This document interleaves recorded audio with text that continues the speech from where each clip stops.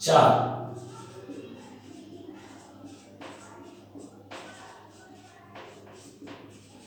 2b से चलती है। तो यदि वस्तु स्थिर है और दर्पण 4b से वस्तु के सापेक्ष चलती है तो प्रतिबिंब वस्तु के सापेक्ष 4 2b से चलती है। क्लियर? नाउ नेक्स्ट पॉइंट हम लोग देखते हैं। तो ये कहता है कि अगर मान ले दो प्लेन मिरर हो और दोनों के बीच का एंगल अगर थीटा हो तो कितने इमेज बनेंगे? तो कितने इमेज बनेंगे? आता है इमेज कि इफ द एंगल बिटवीन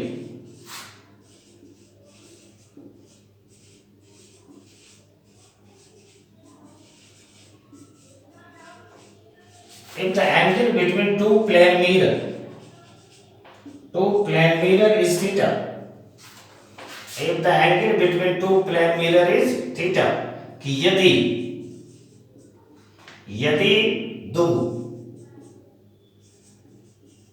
यदि दो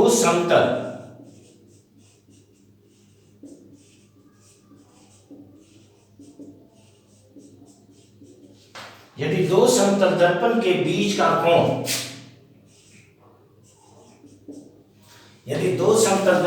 बीच का कोण थीटा हो, then number of image form.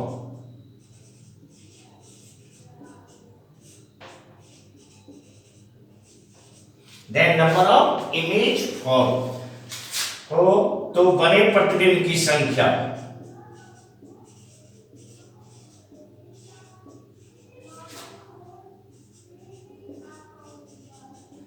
तो बने प्रतिबिंब की संख्या जैसे n इज इक्वल टू होता है 2 पाई बाय थीटा और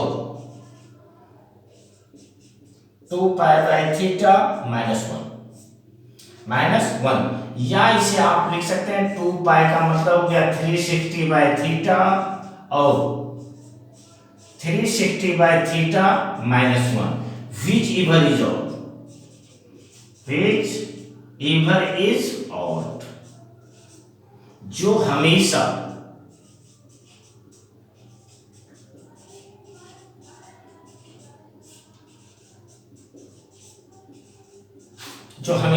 विषम होती है, ऑड होती है। कहने का मतलब ये हुआ कि अगर आपको बोला जाए कि एक टू प्लेन मिरर के बीच का एंगल 60 डिग्री है, कितने इमेज बनेंगे? तो 360 by 60 it is equal to 6, लेकिन 6 नहीं बनेंगे क्योंकि वो क्या होता है, एनी टाइम ऑड होता है तो 6 minus 1 it is equal to 5। Clear? बात समझ रहे हैं कि जैसे अगर आपको कहता है कि दो प्लेन मिरर के बीच का एंगल 90 डिग्री है तो how many images are form, कितने इमेज बनेंगे? तो आप इजीली कैलकुलेट कर सकते हैं 360 बाय 90 और 360 बाय 90 माइनस 1 कौन सा होगा? 360 बाय 90 माइनस 1। लेकिन अगर हमें बोला जाए कि दो प्लेन मिरर के बीच का एंगल 72 डिग्री है, then number of image form, तो ये देखें आप direct 360 by 72 it is equal to 5, तो ये ऑलरेडी पहले से ऑड है इसलिए 5। क्लियर? तो ये आपका हुआ number of images form. Clear? ना चलिए नेक्स्ट पॉइंट हम लोग देखते हैं। तो चलिए शायद इधर के ऊपर वाला पॉइंट आप लिख चुके होंगे, चलिए मिटाते हैं।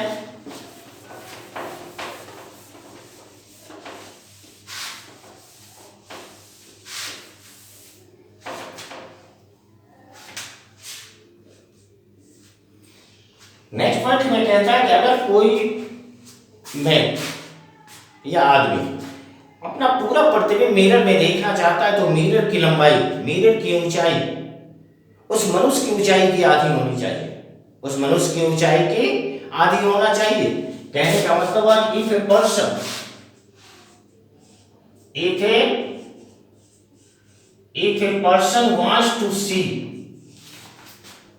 wants to see our full our full image in a mirror. If a person wants to see our full image in a mirror,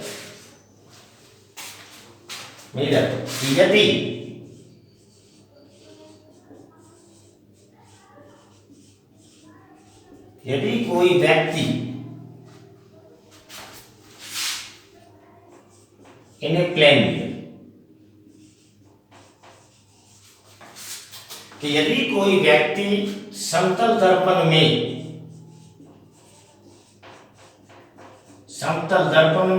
अपना पूरा प्रतिबिंब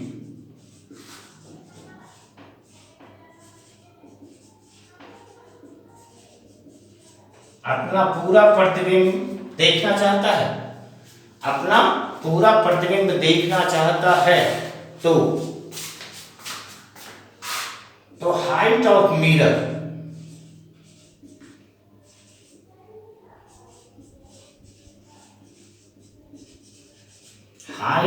प्लेन मिरर कितना होना चाहिए?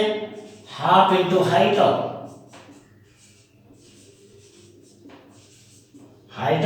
Man, height of person. कहने का मतलब हुआ कि समतल दर्पण की ऊंचाई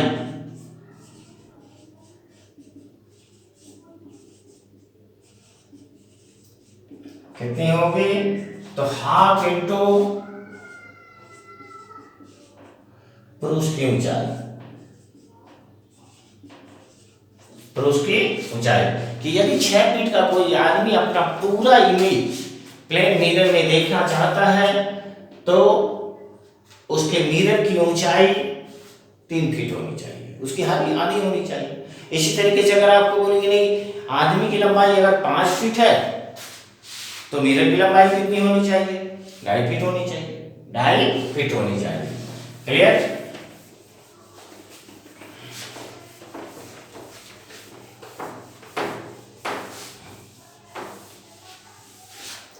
चलिए इससे आगे आप देखें,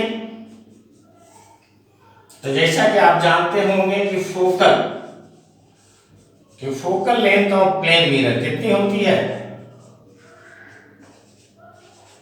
प्लेन मिरर मतलब कि समतल दर्पण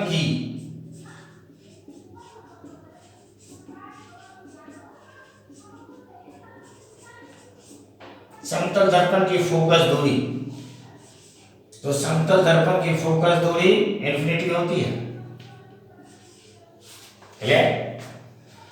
नाउ अगर आप देखिए रेडियस ऑफ कर्वेचर,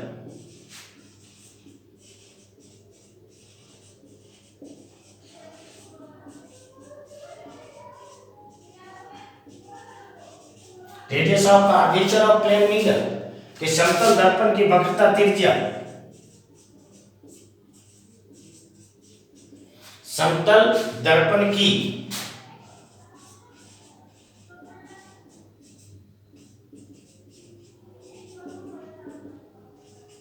तो ये भी कितनी हो जाएगी? इट इज ऑल्सो इंफिनिटी, तो ये भी infinity. Clear? r is equal to 2f। Now कहता है कि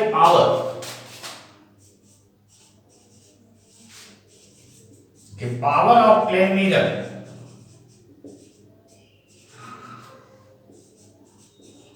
तो समतल दर्पण की शक्ति